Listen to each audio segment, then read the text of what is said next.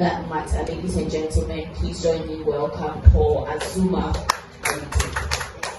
Really don't like. I like to write on top, so please can you bear with me if I'm not able to come up with that.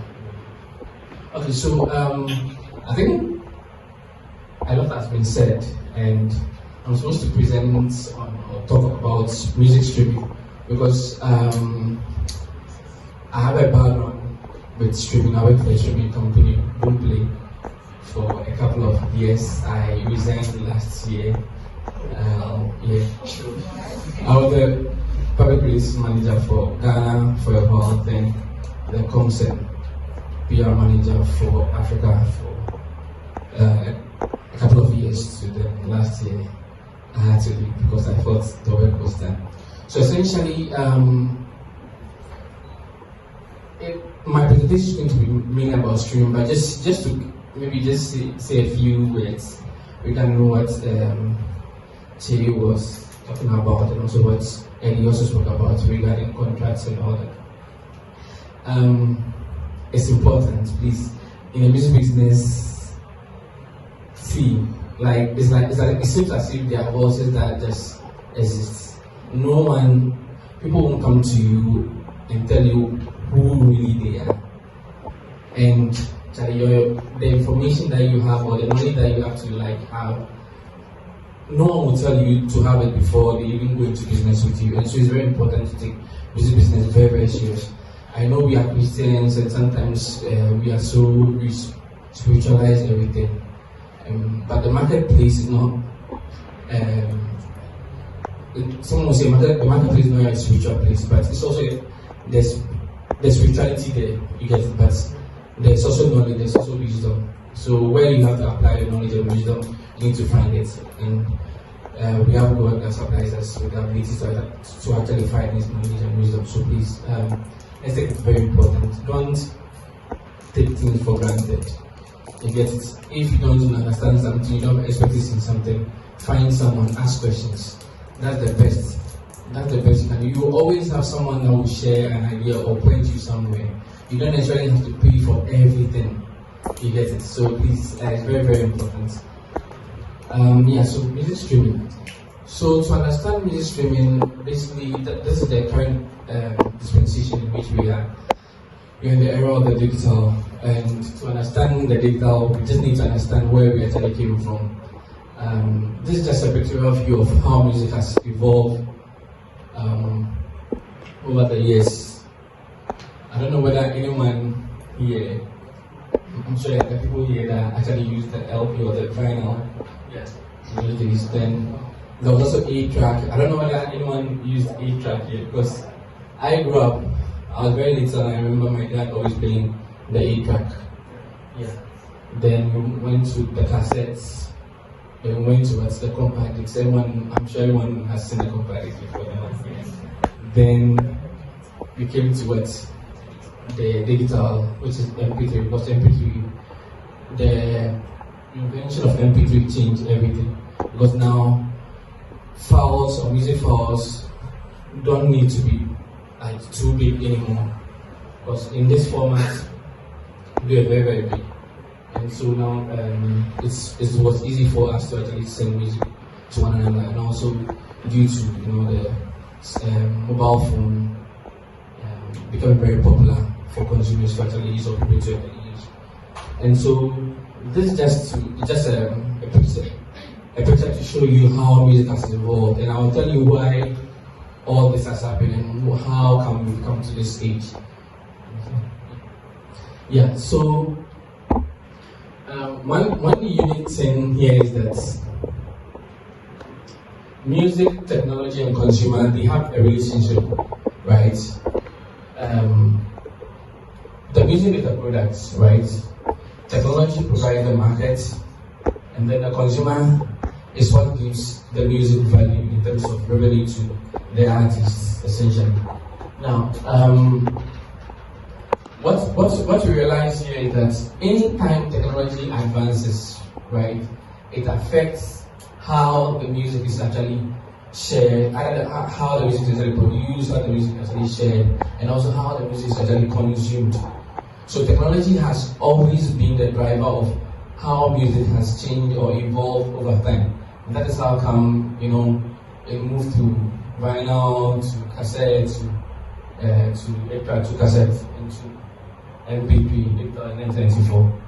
And so again, the music is the message for the Christian artists, because that's what we become a message, the word of God, like she said, the lyrics, right? The message. Technology is the tool that actually also made available, the inventions that we use, right, to transmit that message to other people. And then the consumer, the most important thing for us is how we get people to be transformed. Our job as artists is just to carry God's message, make sure that the message is found in the marketplace, and then the Holy Spirit does its work by transforming people. Because if your music is actually from God, definitely it will carry something to someone, essentially. Yeah. So this is where, just still giving you a bigger context of everything. This is where I chose this graph just to give you the idea as to how things have progressed over the years.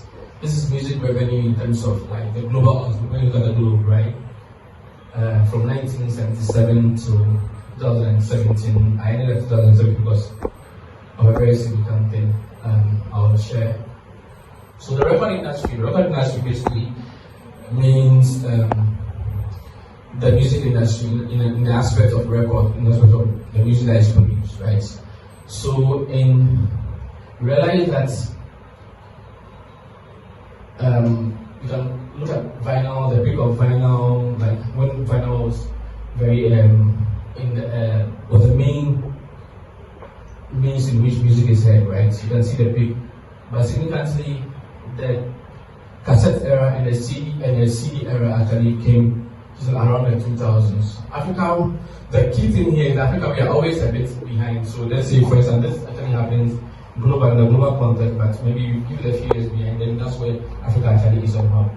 But in 2000, what actually happened is that the reason why we came to, or they invented streaming was because the record industry, they realized that they had reached a peak and everything was just on a decline because of piracy. The music was getting, we were not getting revenue anymore from it. People were sharing the music anyhow. And so what happened is that in 2002, we realized CDs made up about 95% or 96% of the recording industry's revenue. And that was like the decline. That was the start of the decline, because it was in the between 2000 and 2005, that's when we realized that everything was just coming down. So you can just see there was a huge decline. So all this was actually accelerated by piracy. And that's how come the record industry started, the inventions started coming up, with MP3 being created, and then the data platform being created due to streaming. So that's when streaming actually started making sense. But most of the streaming platforms, the first streaming platform, the main music streaming platform, Spotify, right, started in 2005, right? It took them 10 years before they could actually even make sense of what was happening. So yeah. So again, I just try to just give you a snapshot of what has actually been happening in the world in terms of the music development. Between 2005 2015, we had more accessibility in terms of the digital audio workstations, like for instance, inventions of GarageBand. No, I think some people use GarageBand here, right? Yeah.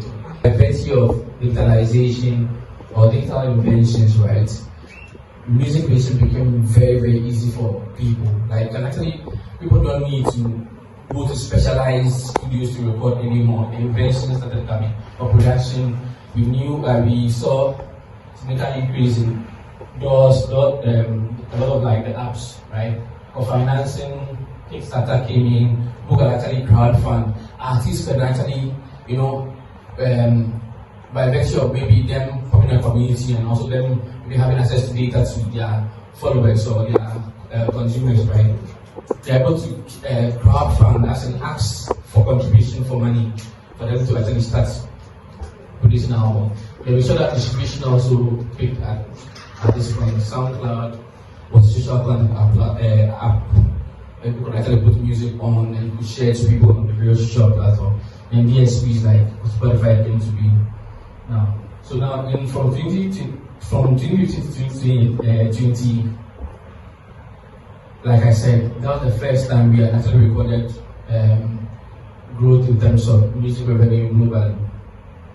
And then from 2018 to 2020, there's been increase in music tech, a lot of tech inventions. Now, I know a lot of people will see that, for instance, like digital platforms like DistroKid and all those things, it's becoming very popular. So most investments were going into that. And also a lot of people outside even the music industry actually came into the music industry. We had like hedge funds, venture capital people, because you realize that something significant has started to. For the first time in history, the music that was actually being like music that used to be sold on CDs or used to be sold as cassettes as a product, right? Where the consumer actually has the product, and that is the end of the transaction that the artist or the music business owner has with the consumer, right? Ends. But for this time, the music is now on an app, which is the streaming platform, where consistently the consumer has to go there and like access the music. The music doesn't sit with it's not like a CD that is in your home anymore, right? It's on the app, and so you need to actually be on it. And by virtue of the fact that you are on the app, you are either paying subscription or even if it's a free model, right? As I've been shown to you, so that revenues can be generated and then can be given to the content owners. So that's what has actually changed, and that's why music has become a very important product, because there's cash flow being generated every time. And so a lot of investment people actually came to the music industry. Then distributors are either companies, we have companies who take the content from artists and then they have to put the content on the digital stores or the DSPs, like we call it, digital streaming platforms. Now the distributors can actually be companies or platforms underneath them. These are just names that I used to describe them. In the digital stores, the DSPs, we call them digital streaming platforms like the Boomplay, the Azumah, Spotify, Ayitey. So now let's just get the whole thing. Content comes owned by an artist or owned by an individual, a label, a business, or whatever, corporate owner. The content doesn't go straight to the digital store. It first must go to the distributor. There's a reason for this. The digital store do not have the requisite infrastructure that create the DSP's playlist. There are independent playlists created that creates they also create playlists. Like I said, playlist is like shelves, right? Yeah, like shelves on the stores that actually give access to your music. And so when someone walks into a bookstore and see a particular section, like, oh, this song or this particular shelf has so and so. Okay. So yeah, then royalty, the digital stores, they pay per your stream, and every platform has a range in terms of their royalty rates. But one thing you should understand is that, for instance, if you have 1 million views, 1 million streams on every platform, it differs. The payout depends on one, the royalty rate that platform actually pays.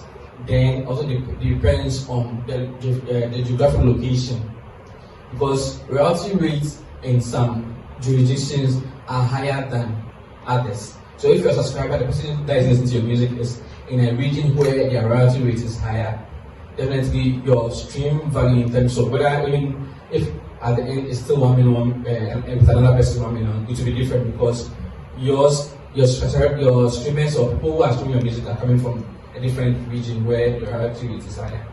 You get it? And also DSPs also pay royalties, other royalties, aside the money that you earn from the DSP, which is the one that comes at it, maybe every quarter. There are certain royalties that also pay. They pay publishing royalties. Publishing has to do with songwriters. You get songwriters. So, for instance, I know Tunco, for instance, has a publishing side that they actually take publishing for the artists. You get it. So, if an artist, you need to actually also sort out your publishing. If an artist and you write your own song, right? Aside the money that you have to earn for the fact that people stream your music or people actually buy your music, right? There's also a royalty that is actually paid to people who actually write the music. Because it's songwriting is those who produce and those who write. They are all the same. They are also categorized as songwriters. So, yeah, I think, essentially. I think I've actually maybe gone through this. Yeah, we can. Again, just still understanding streaming algorithm, stream velocity. So these are the things that actually influence streaming success. Like I mentioned, geographical clustering, where your fans are located. So you can actually even get information from your back end. You can get, and also another thing is that once your music gets onto the platforms, the platforms have the back-end access to your music in terms of your data. So you need to have, for instance, Spotify for artists, so that you can actually know what goes on your Spotify. Because your profile is already there. Once your music is distributed there, your profile is there, and you can get access to the data. The data have a lot of information that can help you to market the music better. And so streaming revenue, just to quickly go on, because time is already gone. Like I said, there's direct revenue from the streaming itself. Performance royalties that you earn from radio, TV, public events. This has to do with if you've registered with a performance royalty managing organization. For instance, now we have DAMRO. You can actually also register with ASCA, BMI, like other foreign organizations, where your music, if by virtue of the fact that your music actually being travels out of the country, right? Or the royalties that you get from your music being performed public doesn't necessarily mean they play the music public, but the fact that your music is heard on radio, heard on TV, or even played anywhere in the public domain, right, or public environment, revenues are actually the only problem here is that our means of collection in Ghana is not the best, and it's been a big issue in this country. But still our advice is to sign up with DAMRO if you can. The key thing that DAMRO can actually give you is your IPI number. Your IPI number enables you to actually sign up with other foreign platforms, so that once, for instance, songwriter can get to publishing, then you can also get from in terms of how it is from elsewhere too. And also another thing too, why it's very important for you to do all these registrations, because you may never know what will happen. You may never know how God will want to use a particular song of yours to reach out to the world. And when that happens and you don't have all this set up, then that means you lose the rewards in terms of financial reward out of all this. And also you also have means where you can actually get your music to be in movies, then you pay for it. I think I know a few companies that are actually coming up that are into get your music into movies and to other places, whether documentaries, adverts. Please, whenever you hear music being used for advert, you can actually take this people on. So don't let them use it for free. You have to pay you for it. Yes, other means you can earn is merchandising. This is actually not really done in Ghana. Here we don't have a lot of artists who have mechanized and they share. Again, once the key here I would say is direct to consumer. Once you form a community of your consumers, keep them engaged, have data, try and have some form of data, whether it's by your website, social media, if you are doing events, make sure you get contacts, directly engage. You want these people to become your loyal fans, right? Or your followers, or people who like you. That means they can buy into the vision of your ministry. Like I said, you can raise even money for your projects, using your website where where you probably put information there, give them access to exclusive music, all that. You can do that. Live performance, revenue, which is concerts and all that. And also subscription models.